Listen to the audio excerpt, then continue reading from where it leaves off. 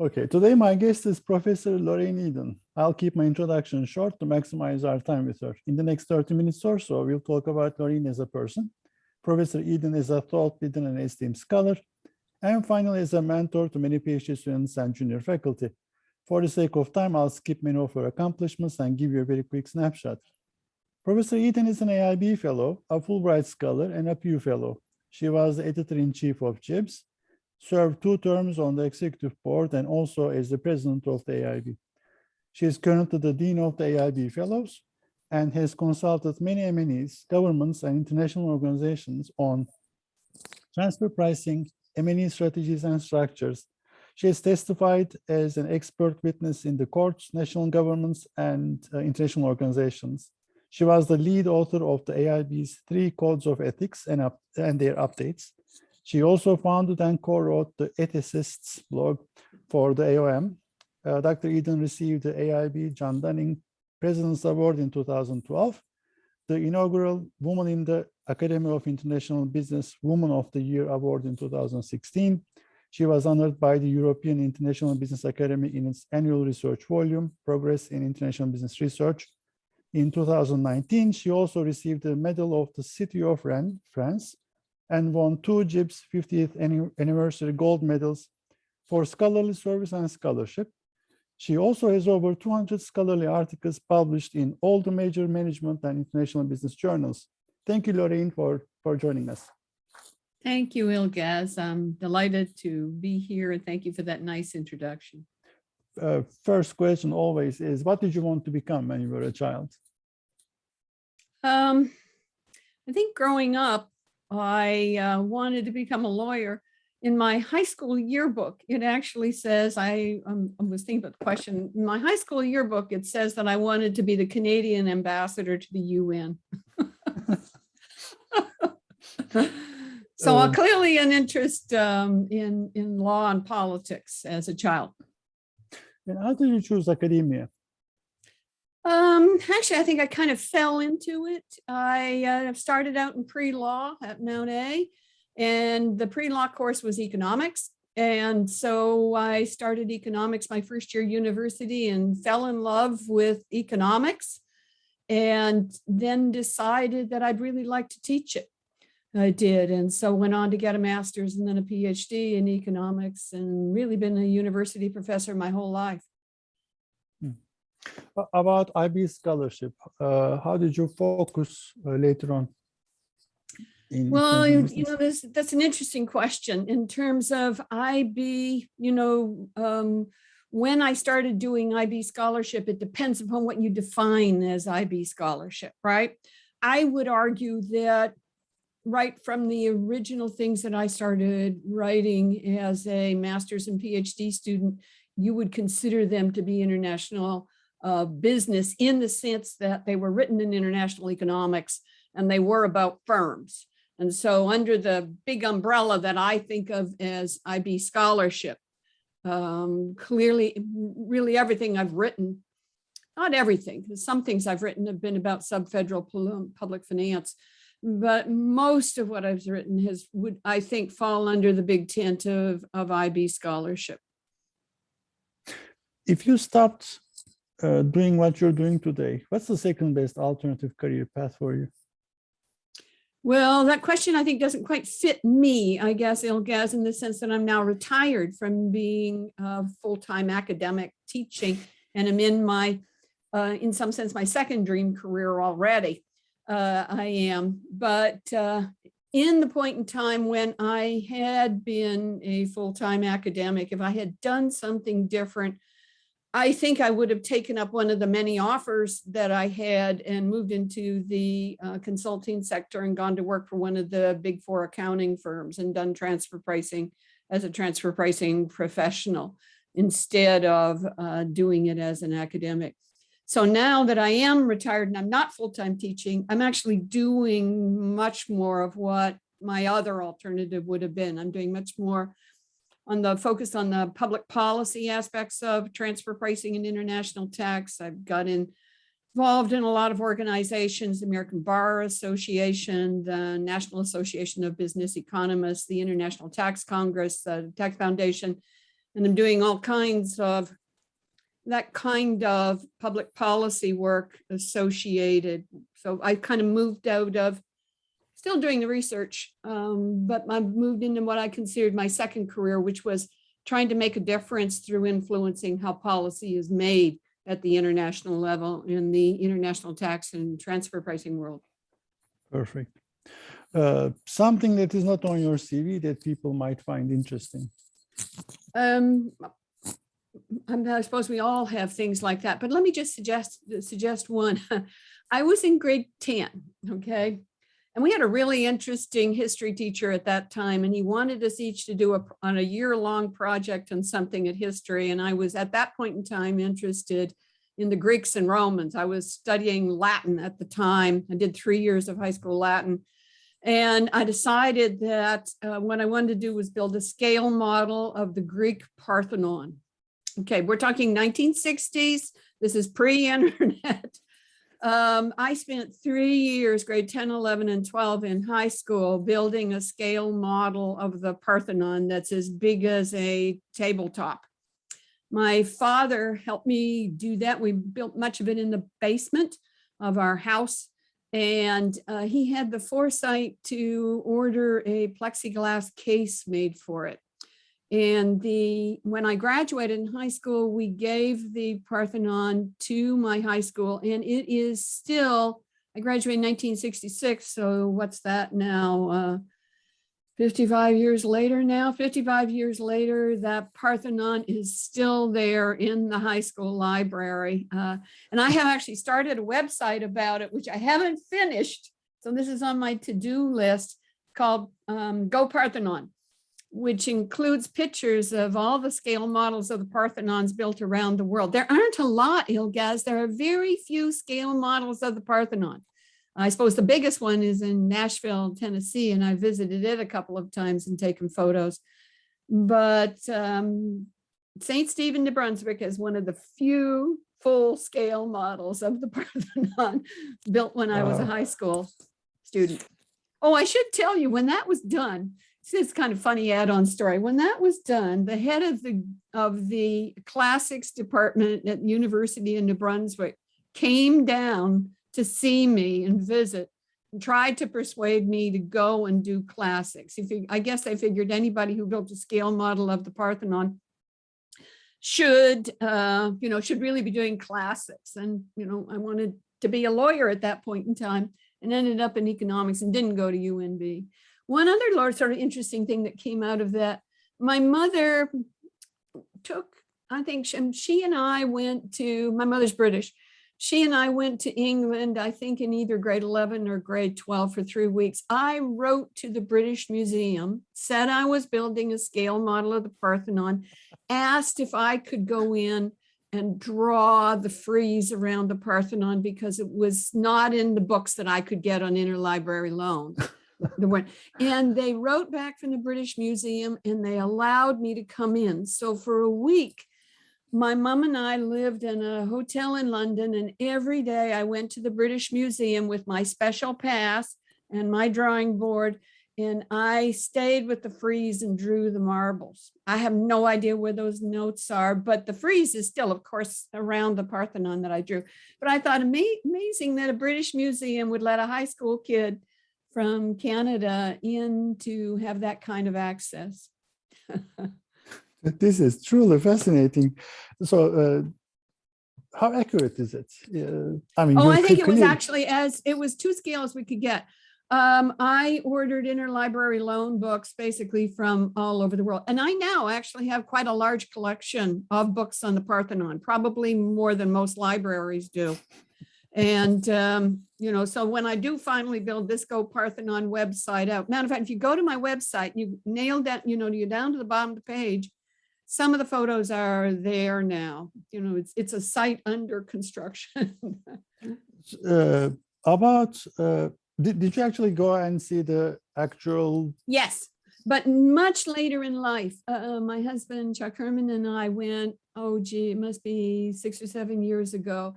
And that was truly memorable for me. And then we went through the museum right at the bottom of the Acropolis, and I took all kinds of photographs in there. it's been a passion of my life since I was in high school, frankly. And we had just amazing Latin teachers. One of the things that I remember and that nobody else seems to remember is the Latin teacher we had in high school used to bring in movies dubbed in Latin. So we saw Helen of Troy as a black and white movie dubbed in Latin. So that is something. That is something. Regrets. Have you got any regrets? Any regrets? I think the major regrets I have are things I didn't try or didn't do because I was in many cases afraid to do them. We know that that's a syndrome with women now, that women often erect their own stumbling blocks and don't attempt things because they think they cannot do. Not that I think I have regrets in that I just didn't try, right? In other words, the barriers imposed were self-imposed, not really imposed by others. And so, for example, I went on very few sabbatical leaves. And when I did a sabbatical leave, we usually just stayed at home or, traveled. Say, for example, I took a semester sabbatical leave and just simply went across to University of Texas at Austin from here. It was very productive. But in some sense, I think pulling up and going somewhere else completely is good for people, on this. So I guess my regrets primarily to some extent are things that I didn't do that I could have done. So for example, here's another one you'll guess. This is far more common these days. Over my lifetime, I've been fortunate to work and be mentored by an amazing variety of just truly incredible scholars. My dissertation chair, Carl Schaup, was one of the world's truly leading public finance scholars, and I was his last PhD student. I was really fortunate to spend a year with Ray Vernon at the Kennedy School, and we team taught together. So, I could go on like that, but John Dunning, for example, John Dunning for many years, I looked up to, and he mentored me, and he's one of the reasons why I became an AIB member.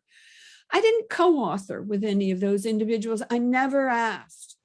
And I think if I'd asked, they would have all said, sure, Lorraine. And my regrets are that I didn't ask to co-author something with Carl or with Ray or with John. It's just sort of who I was. I didn't think they'd be interested in, so I didn't ask. I guess the lesson out of that is, women need to be more confident in the sense of saying, what's the worst that could happen? Somebody could say no, right? And so in many ways, and I look at my own career, I think the roads not taken were roads I self-imposed. How about your work with the women in AIB? Are things changing in a way that you would like to see them change? The effort that goes into women in AIB? I think the Women in AIB, set up more than 20 years ago now, and it was originally set up to encourage networking. One of the things I'd noticed is that when people got invited for something, they got invited to speak, or they got invited for a job, or they were considered for X, Y, or Z, it was always men. And one of the things I realized is you needed some way for women to know what other women were out there and to draw them to the attention of the committees that were doing the invites. So one of the first things we did, for example, is we created a directory. For several years, in those first years, Wade published a directory of all the women AIB members, what rank they were in, where they were located, what their fields were and interests were in. And we sent that, Gaz, to every woman who was a member of WABE, every department head, and asked them to give it to their deans. And the idea was to simply raise the consciousness to say, okay, if you're inviting speakers this year, and you're thinking about speakers in IB, don't just think of the men who normally come to mind. Here's a list of, the women that are doing really interesting work on stuff that you might think about in inviting. Or if you had an opening and you were in a full professorship and you were contacting people, you didn't just only contact the men. Now, WAVE doesn't do that anymore. Maybe it isn't needed. I actually think it probably still is. But I think WAVE evolved from just that kind of networking and visibility focus to both a focus on gender research, right? So I always think there's networking. There's always a group in WAVE who are focused on the networking, the women's aspects, the professional aspects, and another group that are focused on gender research specifically and those issues. And I think there's also been another tension in WAVE between really a focus on women, in other words, on gender, male versus female, versus the much broader diversity and inclusion issues, the LGBTQ issues. And my own view has been that there's enough issues to do with just women. I mean, let's talk about what's just happened in Afghanistan with the US withdrawal and what's going to happen to women in Afghanistan, which is, horrific. And I think there's enough work to be done there that I'd actually like to see a separate SIG that was diversity inclusion that, did the big tent. Mm-hmm. So if you ask me sort of about WAVE over the last 21 years, I can tell you where we started as a very small group of women who were interested in finding out where the others were and what they did, right? And trying to bring that visibility to business schools in terms of opening the door for at least consideration of women for visiting positions, speaking engagements, job opportunities, to really a much broader now of doing a variety of panels and workshops and helping young female doctoral students with networking, doing a lot of gender research, and then I think a much broader focus on diversity and inclusion. I guess what I'm saying is I think WAVE is a much bigger tent these days, just like I think IB is, than it was when we first started. And that's probably a good thing. Things have to change over time, right? Lorraine, for the sake of time, let's switch gears to talk about research. How do you explain your research to people you don't know, who don't read your work regularly? Say you're stranded in a pub. What do you do and why is your work important? Okay, I'm the simple example. I say most of my research has been in something called transfer pricing, and I bet you don't know what that is. Nowadays, I think people actually do know more, but typically they didn't. And the way I explain it is, let's think of Ford in Dearborn, Michigan, and it's assembling a car, and it wants an engine. The engine is made in Hermosillo, Mexico. So you have to take that engine made in Mexico and you have to ship it up to Dearborn where it's actually put in the car. How do you price it? How do you price that engine? It's a transfer between a subsidiary in Mexico and the parent in Dearborn, Michigan. They're related parties. They can maximize profits of the group as a whole.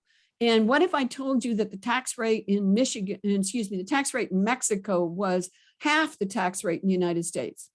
Wouldn't you try to set that price so that you would move the profits down to Mexico where the tax rate was less? Or suppose I told you when you brought it across the border, you were going to get hit with a 20% tariff.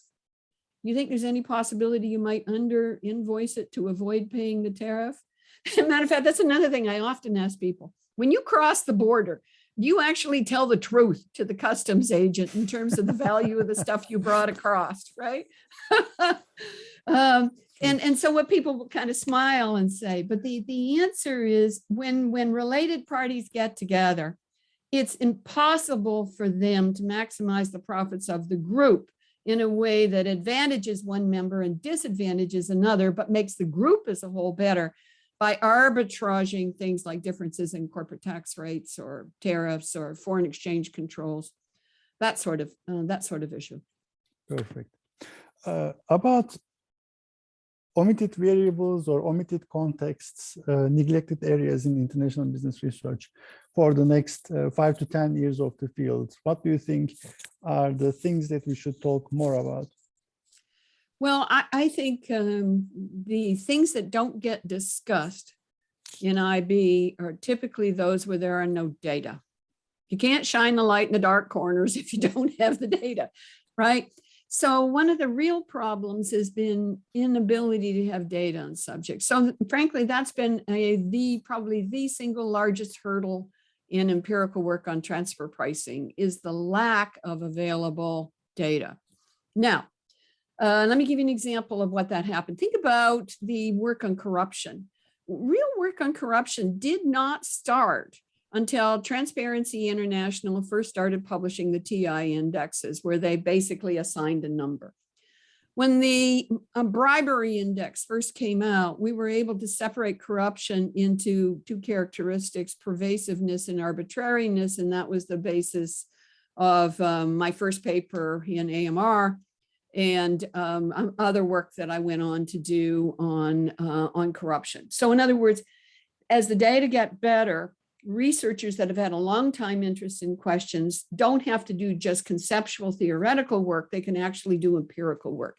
So in transfer pricing, the first empirical data sets really did not start appearing until fairly recent. Some of my own work was done simply because I went into the Bureau of Labor Statistics and they gave me multiple months of BLS data on US exports and imports. And I have some papers coming out of that. The new country by country reporting regulations that have just started showing up are now releasing data on multinationals. Part of the problem is that the data really doesn't get at what you want. So here's another, what's the word I want? Conundrum, another conundrum. Suppose you go from no data to poor data. Are you better off? Are you better off doing the work, knowing that the data are wrong? Let me give you an example of what I mean. The country by country reporting data is data on sales of multinationals, on the labor force, and maybe on property, plant, and equipment, not for banks, of course, and service companies. But there's a little data, but there's no data on intangibles in the data set. You and I both know that the major source of competitive advantage of MNEs comes from their intangible assets and how those intangible assets are managed and used. So suppose I tell you that the available data for transfer pricing and guessing at where firms manipulate taxes or not is now data from country by country reports. I think you would say, well, hey, you can do those statistics, but they're clearly going to be wrong because you haven't got a handle on the intangibles. Maybe the intangibles are correlated with sales, maybe they're not. So the conundrum of saying, what aren't we doing in research, to me, is both an issue of A, we have no data, and so we can't shine the light in the dark corners. Or what happens first is we start getting some data, but it's not necessarily very good. And so the results aren't really what we want. So let me explain that. No, so I think transfer pricing and international tax is a big area coming up where the data are finally coming and getting better. The other, of course, is the digital economy, where we are finally starting to, I think, through big data, get a handle on platforms. I'm really interested in the digital economy and thinking about digital business models, but it's, again, one thing to conceptualize them. It's another thing to actually say, okay, we have data that we can now think about, for example, how internalization theory applies or doesn't apply in digital business models. Interesting. Well, let's talk about the evolution then. The evolution of the IB field. I mean, you've seen what it was in the past, and it is now evolving. IB scholarship is evolving. Along the way, what are we losing? What are we gaining? And where are we headed to? Well, I have to talk about from when we go back to the very first question you asked me about my IB research. Remember, I have a PhD in economics, BA, MA, PhD in economics, gotten in economics department, taught in economics departments for much of the early part of my life. The early IB scholars, most of them came out of economics department. Some came out of history, a couple came out of poli-sci. Remember, business schools aren't that old, Ilgaz. Management departments aren't that old. And IB departments, sort of flourished for a while and then kind of died away. And now there aren't that many. So what happened is, I think people of my generation in AIB were primarily trained in economics departments, taught in econ departments, and then maybe moved over to business schools. Lots of us did that. Ray Vernon, Alan Rugman, John Dunning, right? We all started out sort of as economists who migrated over, and I migrated much later than many of the others because I really didn't start teaching in a business school until I got married to my current husband. And we moved to Texas A&M, and rather than joining the economics department, I joined the management department in the Mays Business School. And that was the first time I actually started thinking of myself as an IB scholar, was when I was physically in a management department and assigned for the first time in my life to teach international business. I taught from Griffin and Puste. Both Ricky Griffin and Mike Puste were in my department, and that was a textbook that I used for many years. So I think one of the things that's happened in IB is that we started out somewhere else and then migrated into business schools, whether directly into IB departments, South Carolina, for example, or GW or FIU or Thunderbird. Or we migrated into places like management and marketing. Now let me just talk then about the new PhDs. And I've thought a fair bit about this. One of the things I've noticed about PhDs who now are in AIB, who started not where I did, but started in a plain mainstream business department, they're really reluctant to read outside of the field. So where I might have been reading, I still read a lot in economics, and I read broad. I think I read very broadly. My impression is a lot of PhD students, if it didn't show up in an Academy of Management journal or in an AIB journal, don't waste your time looking at it, or never look at a book. There's, the perception is there can't be anything in a book that could provide useful information to young researchers. And frankly, I think that's sad, particularly sad in that these days it's so much easier to get access to books and to journals outside of your own field than it ever was. In my day, I actually physically had to go to a library, and if a library didn't have the book I want, I had to call for it in interlibrary loan, right? And wait 3 weeks till I got it. Now I can log into my library website and I can enter, let's say, corruption. I can enter corruption, and what comes up are articles written across maybe 20 different disciplines that are related to corruption. And I have to decide which ones to read, which ones are relevant. But my concern is that many doctoral students and young faculty members say, okay, all I'm going to read are this narrow set of journals in this narrow field, because I don't have the time to do anything else. And I think, there's nothing that says IB is first in these issues, or even fifth in dealing with issues across the disciplines. And often by paying attention to in other words, reading broadly across the disciplines, you see the synergies and you see the opportunities of how something may be moving faster, say in finance, than it is in IB, or moving faster in economics. Now, admittedly, the methods may be methods you're not familiar with, and that's obviously an issue because the language is important and the languages are different when you go across reading in different areas.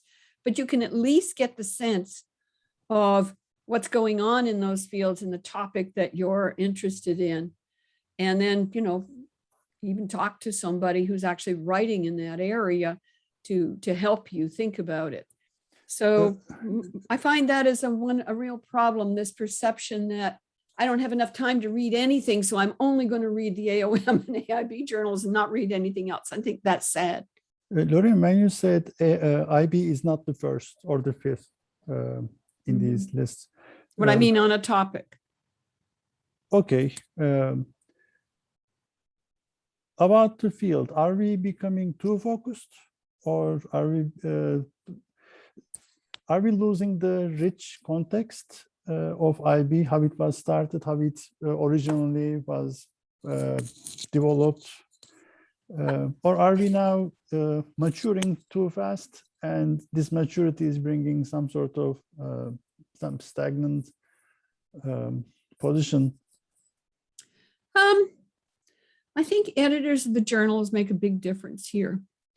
When I became editor-in-chief in JIBS in 2007, I realized a couple of things I wanted to do, Ilgaz. One, there were very little qualitative work published in JIBS. And so I wanted a special issue on qualitative methods. And the lead article in that won the JIBS Decade Award not long ago. So, you know, it sort of vindicated the importance of introducing qualitative methods into JIBS. Two, I wrote my original lead article, made the argument that international business was a row in the matrix where you put the topics down the rows and you put the disciplines across the columns, and that IB was really the international row across the business disciplines, marketing, management, accounting. And I actually argued you could go past that and think about it as including economics, psychology, sociology, another political science. In other words, I was arguing that people who did IB weren't necessarily discipline specific as marketing or management, but were really more interested in the adjective, the international. And I really tried during my term as JIBS editor to broaden the journal and to bring in special issues that were broader. They were on institutions, they were on geography. The idea was to start moving IB from focusing on what I thought of as dancing on the head of a pin, small articles that were tweaking things we already knew. Let me give you an example, specifically what I meant. I've always been bothered by the articles with the article was designed to test a moderator, a single moderator. So basically all the hypotheses were just about a moderator effect. Right now, it doesn't mean I haven't done some myself. I think I have, but the contribution of looking at one moderator on stuff we already know could be dancing on the head of a pin. And there were, I think, a variety of those articles. I really wanted IB scholars to think broader and bigger picture. Now, I think that's how John Cantwell did the same. Elaine Verbecki has very seriously argued that JIBS should be seen as a lead journal in the ecology of international business journals, and really tried to broaden. So I think the journal editors themselves, I'm thinking of Ari Lewin. Ari Lewin, when it was the editor, before me, editor-in-chief before me, came in, and instead of having, one editor controlling everything, set up 30 editors and opened it up to basically almost anything. So, I mean, I think you can go too broad too.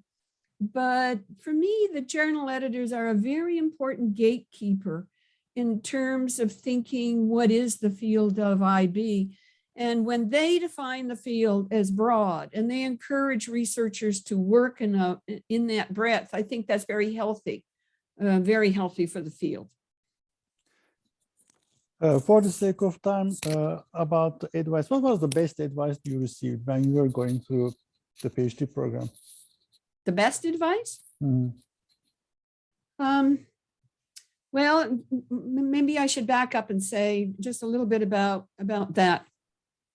I was married, and my first husband was doing an MBA in Halifax, Nova Scotia. And I took a job with an incomplete master's degree at the age of 21, teaching in an economics department. And I did that for a couple of years, and they told me, Lorraine, you can't stay unless you get a PhD. I was teaching public finance, international trade, and of course on the Canadian economy. I looked up, Dalhousie University was the only one offering a PhD in economics. I looked up Dalhousie, saw that there was a person teaching public finance at the doctoral level, asked if I could sit in on the course. Okay. I sat in on the course and discovered that was the only student. I discovered that I loved it and said, can I join the PhD program? I took a year's leave of absence from teaching and, drove a car down the road and took my PhD. I took all my courses in 1 year. And that year, Carl Schaup happened to be the previous year. Carl Schaup had retired from teaching at Columbia. And Carl came as a senior Killam Fellow for 1 year to his former student, John Hitt. John was my public finance teacher. John recommended Carl supervise my dissertation. So basically, you need to know I was a PhD student for 2 years. I did 1 year of coursework when Carl was there, and I was doing courses, started writing my dissertation. And then the second year, I wrote my dissertation while I was, teaching part-time and, did my comprehensive exams. So when I did this, you have to realize that, I was married. My husband by then had a job in Halifax, and the argument was, the perception was I was going straight back to teaching at Mount St. Vincent University. That's what I thought. That's what they thought. Nobody encouraged me to go on the market. I think they just all thought I was the only PhD student in the class. I wrote my dissertation. I did everything by myself going through. I graduated summa cum laude with distinction in my PhD, but you'll guess I did not get a normal PhD. In a class, I would have 4 faculty members where I was the only PhD student. It was run as a colloquium, where I had a one-on-one, like in Cambridge, where you did a course with one professor and you met once a week and you did the reading and you talked about the reading. I had as close to a British PhD as you probably could get in that sense, not a normal American style PhD. We have a class and you go sit in a room and you write a term paper at the end. In my PhD class in public finance, for example, because I did it twice, every 4th week, every 5th week, I had to present a paper of original research. It was in many ways, so I didn't go to Harvard or a well-known school, but I spent my year surrounded by amazing researchers with world reputations. It was in many ways just a fantastic education that is a very rare education. But what did they not tell me? They didn't put me on the market. They never said, Lorraine, you really need to go on the market and get out. I think they thought I was going, and I did. I went straight back to several years more of teaching. It was a couple of years later. I didn't move till 1980. I got my PhD in 76 and went back and became department head and stayed there for a few more years before I got up the gumption to say, I need to get out of a 3-person teaching school, which is what I was, 5 course teaching load in a 3-person department where I was department head, and get to a place, where I could do more research. So I think I'm not your normal PhD student. And so the advice I got or didn't get was not the typical advice. What's the advice that you would give the young scholars and PhD students? What to do, what not to do part is, I understand. What to do part going forward? Well, several things.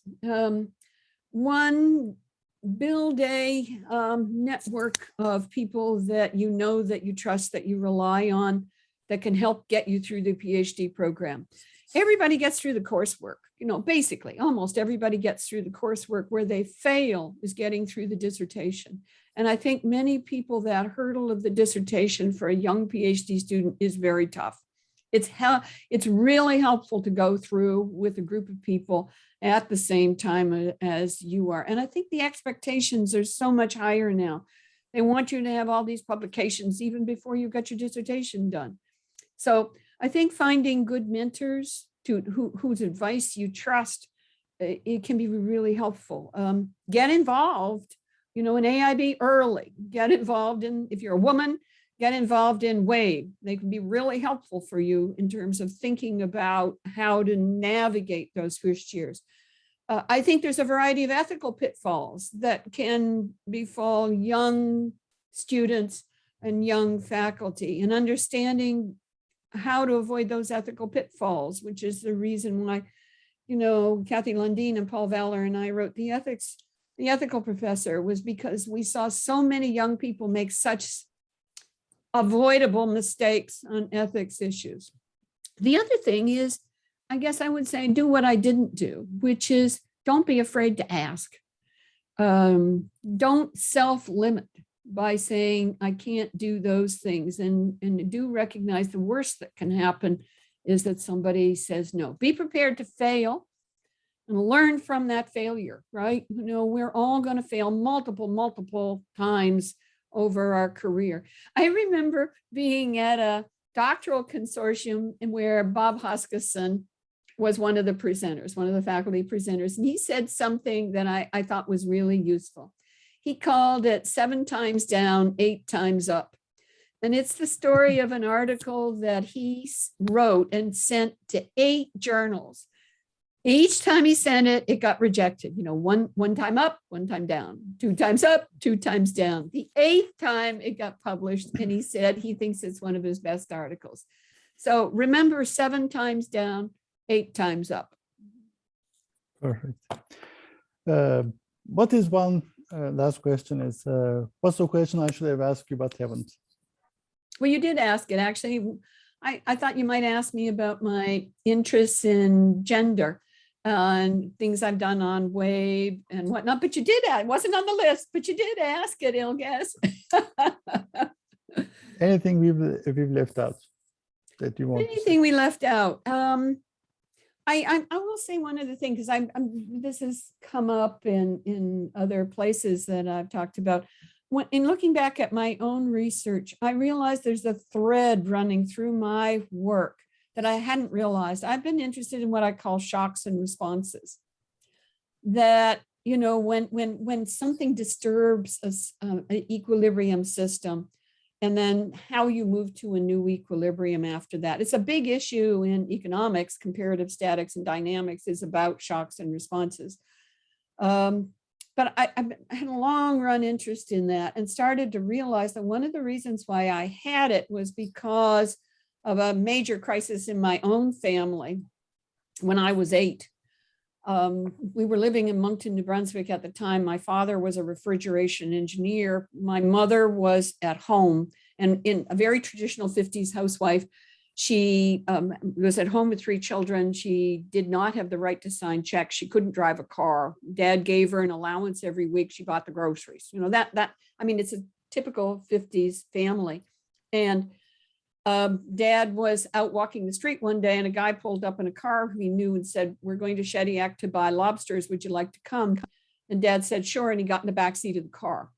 It was a brand new car with power steerings and power brakes. And the guy driving had just picked it up and got it. And he didn't know how to use power steering or power brakes, and had a huge accident that my father got glass in his eyes and was blinded. So I'm 8 years old. I'm the eldest of 3 kids. My mother doesn't drive. She can't even sign checks. And my father's in the hospital for a year because he had a complete nervous breakdown. And what I learned from that was the resilience of the way people respond after a shock.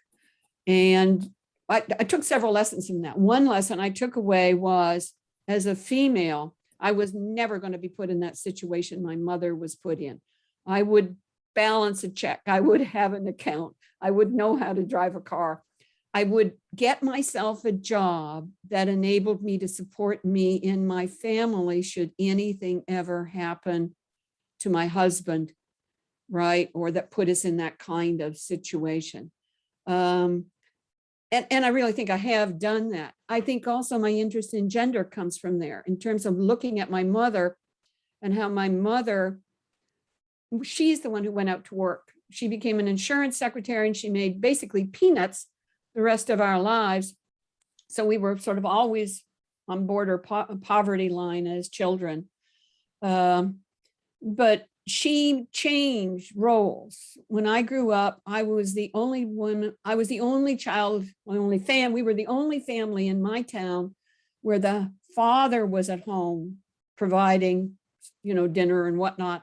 And my mother was out to work. So I learned that role reversal is doable. Women can do men's jobs, men can do women's jobs. There's nothing unique that says there's something specific that the woman has to be at home and do the housework and whatnot, and the man is the one who has to go out and earn the salary. And I also realized coming out of that by pigeonholing women that way, we lose 1/2 of the world's brain power. We do. If you could sign women to just being at home and, cooking and cleaning and those kinds of activities, what happens is they don't go on to become scientists and professors and scholars, and you're losing 1/2 that world's brain power. The fact that Afghanistan is retreating back to the Middle Ages is just a really sad example of that much of the world does not take full advantage of the brain power of women. And I think that tragedy that happened in my own family when I was 8 has really colored all the research I've done and my interest in equity and equality since then. Probably interesting. I learned a lot. This was very interesting. Thank you so much, Lorraine. I'm sure the audience will agree with me. Thank you. Thank you. It's fun to talk, Ilges, and I hope somebody's going to interview you, because you should be done here too. I'll try to avoid it as much as I can. Thank you so much. Okay, thanks.